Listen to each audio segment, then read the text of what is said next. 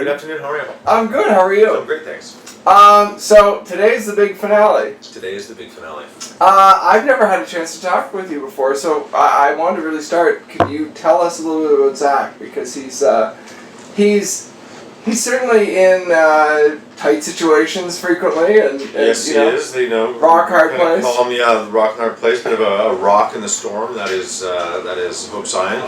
He is at this point in the show, our only kind of featured ER doctor in a world of surgeons, and as you said, deals a lot with all of the craziness. And basically, we always say that every guest star is basically kind of the host of the hospital. Everybody kind of comes through the ER before we stabilize them and send them up into surgery. And this season, we've kind of learned a little more about him, and that he had a little scare with prostate cancer, and has a budding relationship with Melanda Tolliver, played by Glenda Braganza.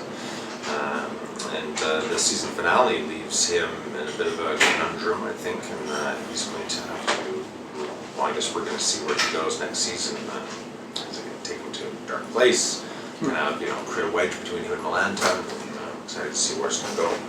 Does that, I mean, to you, from an actor's perspective, does that mean to you that maybe next season there's going to be a bit more meat? Maybe is there more on the table? As an actor, you always want more. It's kind of never enough. So and you always want it to go in places you're not expecting it, and possibly darker places. Up to me, it's like he becomes an alcoholic, and So I'm an actor, so I want to be able to do as much as I can on the show, and I'm always blessed when I get to do some good stuff on the show. That's cool. Yeah. So, and otherwise, in terms of this episode, it's a bit of a, I guess, I understand it's a bit of an adventure this trip, this time out, that you're not actually in the hospital for... No, it was kind of fun. It was almost like Daniel and I kept referring it to a film within the TV show, because we went out and we were shot at a rock quarry, which was, the setting was supposed to be an army base, and there was a gentleman who had a mortar shell stuck inside of his chest cavity, and we had to go and kind of help detonate it, take it out of his chest, and kind of, we get flown in by helicopter, which was a lot of fun. In fact, about 4 days before we went to film it, the producers came up to Daniel and I on set and said, "Are you guys comfortable being in a helicopter? And if so, possibly jumping out as it gets close to the ground?" And we were just like, "That sounds awesome!" And then it was like the rest of the day we were just doing Rambo First Blood scene, Apocalypse Now stuff, and we were geeked out just as much by that helicopter than anything else in the show, really. Well, it's not often that people playing doctors get to jump out of helicopters. No, and especially the first couple times we're really kind of conscious of the blades, and we're kind of and then probably kind of looked scared getting out, and then towards the end it was like old hat by the time we'd done it about 6 times. We were walking out super calm, cool, and like confident, and it was a lot of fun. That's hilarious. We knew we weren't going to lose our head, I guess, but it took a while. And plus, because I'm tall, I kept thinking I'll be the first to go, dude, so it'll be fun. Just don't jump out; you just kind of jump down. Right.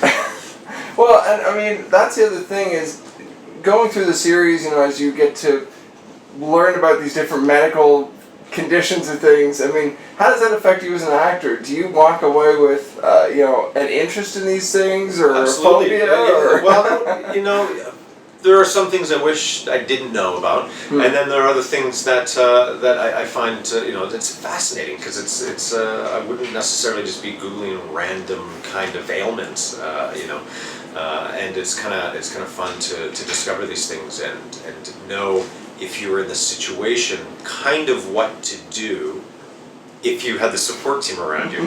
Because as an ER doctor, most of the time I'm kind of telling other people what to do. So as far as what would I be doing with my hand in that situation, I'm not too sure. Of course, given any type of specific situation, as I said, if I was in this situation where somebody was to cut off a limb, and let's say with some type of rusty saw or something like that, if I was in that situation, I don't know, what if somebody's cut off a limb? And I would be able to tell somebody to get a tetanus booster and cross-match 4 units of blood and start 2 liters of saline at 200 an hour, and 2 grams of NSAID, 5 milligrams a liter of Gent, and fentanyl. And then that's all I'd be able to do. You're like, they hope they know what they're doing. Yeah, and then I'm like, I hope you know what you're doing, because I told you to do that. So you do that while I go have lunch, and you fix this guy. Do you have any interest too? Would you take first aid at this point, or do you know first aid already? Or I mean, I have a daughter, so when she cuts herself, I put a Band-Aid on it. But I ask her first, is it a Kiss Me Owie or a Band-Aid Owie? Right. Because she now knows the difference. She'll look at it, if there's a mark, it's a Band-Aid Owie. If there's no mark, it's a Kiss Me Owie. So that's about my first name. Well, that's important It's not knowledge. bad, right? Absolutely. So when he comes in the bleeding, I'm like, now is this a Kiss Me Owie, you think, or like a Bandage Owie? Because I might be able to kiss it and you may be able to go on, Well, now this is the other thing. You have experience. You've done lots of comedy at my times. I mean, do you ever want to bring a little of that in more with Zach, or are you happy to just have the serious? I think we do get to bring it in with Zach, and that's kind of one thing that I like is that I do not try to infuse it in, but it's just in my bones to be funny. So I kind of have to work hard sometimes to be serious because I just I mean, that being said, when I'm dropped in, when we're in the moment, it's okay to be serious. But we laugh all the time because it's ridiculous. We're there playing fake doctors. There's blood. There's panic. We're all trying to be really serious, and at the same time, your glove's not on right because it's really hard to put your glove on in the middle of a scene. Right. We don't really know what we're doing, and I'm looking at Daniel or Erica, and we're being super serious. And there's blood, and I know that we're lying. So. There's so much humor had on set, and we're laughing all the time that I forget we're making a drama. When I watch it, I'm like, it looks like we're so serious. And also because, the length of a day shooting is actually, it's a long day shooting, but the actual amount of time between action and cut is like hardly anything. So by the end of the day, you kind of forget what you've done, because the rest of the time you've just been goofing around, trying not to eat all the cookies. Well, I'd like to hear your take on the cast, because it seems like a fun cast. I've chatted with a few of them now. That's terrible. If it could be just me, it'd be the best kind of Eddie Murphy style. Just kind of good. They're great, and we're all really good friends. And when they come to town, kind of everybody has kind of ended up finding a place near where we live, and we kind of all do. We'll do like big dinners and drinks, and Daniel has his daughter now, and another one, another child on the way. So our kids play. We do play dates, and. We've all, we're all pretty close in the show. And it's a nice thing to have because it doesn't happen on every show. Well, it is cool too that you all have budding families, as it were. Yeah. I mean, that's not always the case when you have, a bunch of people in the show. That's right. It connects you on a different level, and I'm excited about next season because Erica will be coming with her new boy Lachlan, so that will be play dates on the weekends and stuff like that. And at that point, you're just happy to get the kids together to do something, so you can kind of enjoy some champagne and a lot of whiskey. That's always good too. So what would you hope for?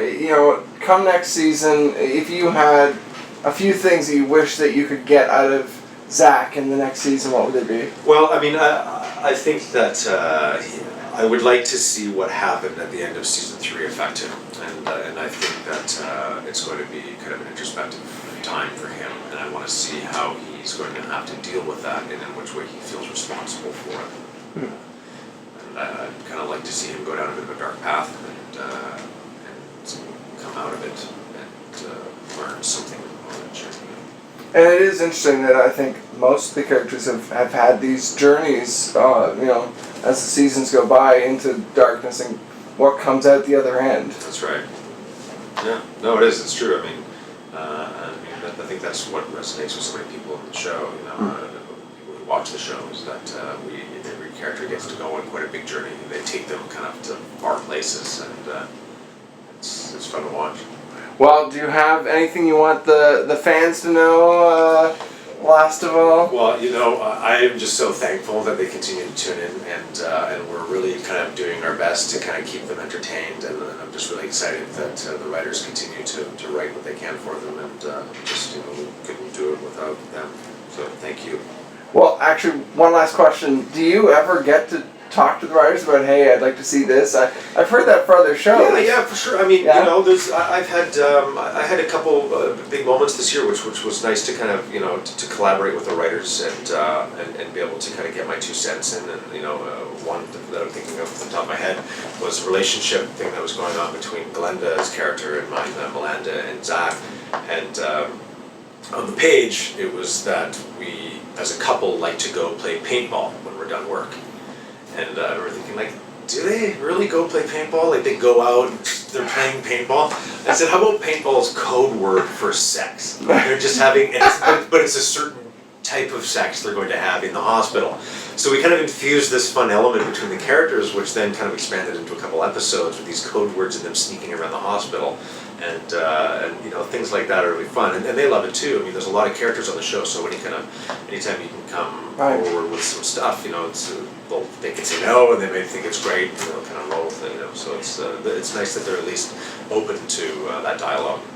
Nice. Well, thank you very much. I can't wait for next season. Thanks, man. I really Thank you. appreciate that. Yeah, thank you.